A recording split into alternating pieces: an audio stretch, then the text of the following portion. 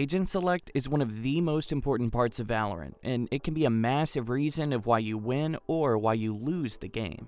It's important to have a balanced team comp to give your team the best chance of winning, but some agents are harder to rank up than others. So, today we're going over the hardest agents to rank up with in every role in Valorant. These agents provide some of the toughest learning curves when it comes to matchmaking, and you'll definitely be experiencing a bit of an uphill battle when trying to play with them. Luckily, over at SkillCapped, we can help you overcome those hurdles and start climbing the ranks with literally any agent you choose to play. With your site subscription, you'll gain access to nearly 100 courses on every single topic you could possibly imagine, as well as access to our coaching staff in Discord, where they can look at your gameplay and tell you exactly what you're doing wrong. Whether you're brushing up on the basics or looking for that one thing that's holding you back, we can help solve your problems and get you climbing up in no time. And what's more is we also offer a rank improvement guarantee, so if we can't get you climbing, you'll get your money back. No questions asked. So what are you waiting for? Come check out SkillCapped, we'll see you there.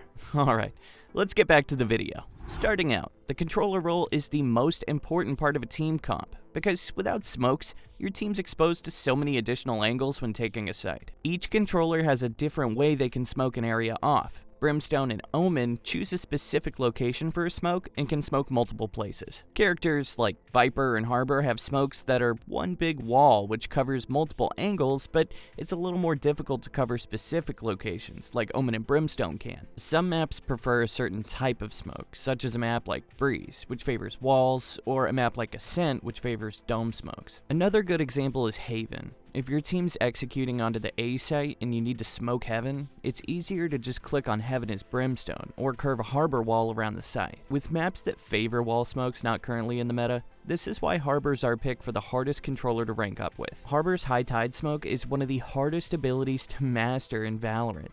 Mastering the angles and heights of different maps is very difficult, and it can take a little bit of time to do so. If you use High Tide incorrectly, not only can you hurt your team, but you can actually help the other team. Harbor's abilities sometimes create small pockets of space that are tough to clear due to the slow effect of the wall. Harbor's abilities are also unique because they're the first of its kind. Cascade's a strong ability that can help your team take space with a moving smoke, but it can be tricky knowing when to use it. Because Harbor's abilities are so unique, it's also a little more difficult to communicate with your teammates what your plan is, because no other agent has an ability similar to it. Teammates might not know how to play around a Harbor because he's not played as much as other controllers, and is more confusing compared to a controller with more straightforward abilities, like Brimstone. Moving on to the Duelist role. Some people would say this is the easiest role to rank up on. Duelists are given abilities that are meant to help them win gunfights and create space for their team. Every duelist is pretty good at the moment in the right hands, but there's one duelist that requires more team coordination, and because of that, it's harder to rank up with them. And that agent is Neon. Neon's speed naturally makes the team spacing worse, and makes it harder to trade around. Without proper team coordination, it's really easy to throw your life away without gaining any real value. On top of that, her abilities are lackluster and hard to get a lot of value from. Neon's wall, fast lane, can create weird angles that can hurt your team more than help. And speaking of abilities that can hurt your team, as I'm sure you're all aware, Neon's Stun Relay Bolt is also really hard to use, and more often than not, you'll just end up stunning your teammates or yourself. I'm not saying the agent's bad, but in a rank environment, team coordination is a hard thing to create with randoms. Other agents like Jett and Reyna have utility that lets them take gunfights on their own. In a perfect world, support agents should be using their utility to enable their duelist, no matter which duelist they decide to pick. But in Valorant, ranked is far from perfect, and you can't control your teammates. So the next time you lock Neon, just realize it might be difficult to get the full value from her unless you have a good duo. Next up is the Sentinel role, and it might not be who you expect. In ranked, generally players see the Sentinel role as agents who can hold their own and anchor sites on defense. And on offense, they can hold map control and watch flank. Every Sentinel can do that, except one. By now, you've probably already guessed, but I think Sage is the hardest Sentinel to rank up with. Sage can stall a push longer than any other Sentinel with her wall and 2 slows, but most teams don't rush a site with a Sentinel on it anyway. Sentinels like Cypher and Killjoy can also hold down a site just as well with tripwires and mollies, but if the enemy likes to default and look for lurks, Cypher and Killjoy can spread their utility around the map to catch lurkers and hold space for their team. For example, let's say we're on the map Haven. The other team is lurking through the map constantly, and it seems like your team is struggling to hold the gaps. If you're on Cypher, you can put a trip in Garage and on B side. And until the other team breaks the trips, your team can stack towards A without worrying if they lurked up onto B or through Garage. This information is super important, especially in a ranked environment. But if you switch Cypher with Sage in this situation, you lose all that information and the ability to hold map control. Your team will now have to invest more resources and players to hold these angles, or you're gonna risk getting lurked on again. Some people might say that a Sage wall is a bigger tripwire, which in some regards that is true. However, tripwires will last the entire round, and Sage wall breaks after about 40 seconds. Not only this, but you can place a trip on 2 locations, while a Sage can only wall 1. The carry potential on Cypher and Killjoy from information alone is enough for me to say that Sage is the hardest Sentinel to carry on. Oh yeah, I forgot about someone.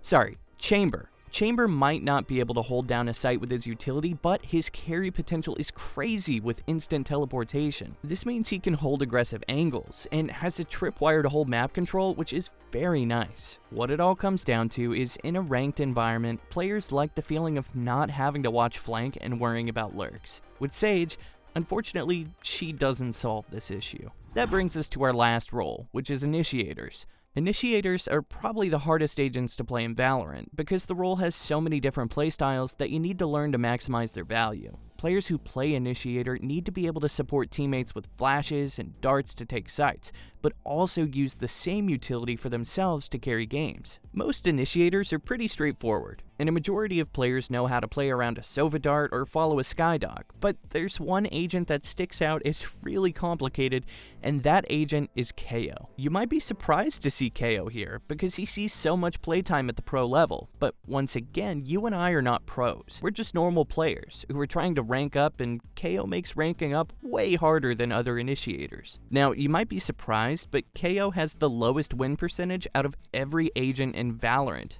But why is that? It's because his abilities are so much more difficult to use compared to the other agents in the game. His flash alone has one of the highest skill ceilings in the entire game, and has insane playmaking potential. To maximize your value as Kayo, you're going to need to learn lineups for flashes, knives, and mollies. Let's create a situation where Kayo and Breach both want to flash around a corner. The Breach is just going to pull out his flash and use it through the wall. It's very easy for the Breach, and it requires little to no skill. But now it's Kayo's turn to flash, and he has 2 ways to flash. He can walk up to the corner and right-click a flash, or he can stand far away and flash for a teammate. If this is a random corner in a map, you're probably not going to have a lineup for that, so you're going to have to use your best judgment.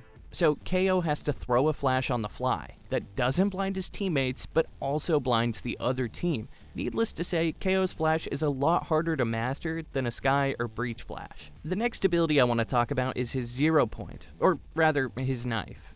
It might be the best dart in the game because of all the things it can accomplish. First off, the knife can gather info if anyone is in a specific area. Second, if it hits anyone, they're not going to be able to use abilities. And if the knife is timed correctly, this fact alone could stop an entire push. And lastly, the knife can gather information through walls. This allows KO players to throw certain knives that can't be broken to get guaranteed information. But the timing of this knife is hard to master. If you throw the knife too early, you might hit people, but they just wait it out and they still execute. And if you throw the knife too late, most of their utility's already used up, so it doesn't matter that the enemies can't use their abilities. Kayo's different compared to the other agents mentioned in the video, because he's not the hardest agent to rank up with because his abilities are bad or because he leaves gaps in your team's defense. He's the hardest initiator because his utility and playstyle is super tough to master. Just for the record, we're not saying you can't rank up with these agents, but we're saying it's an uphill battle.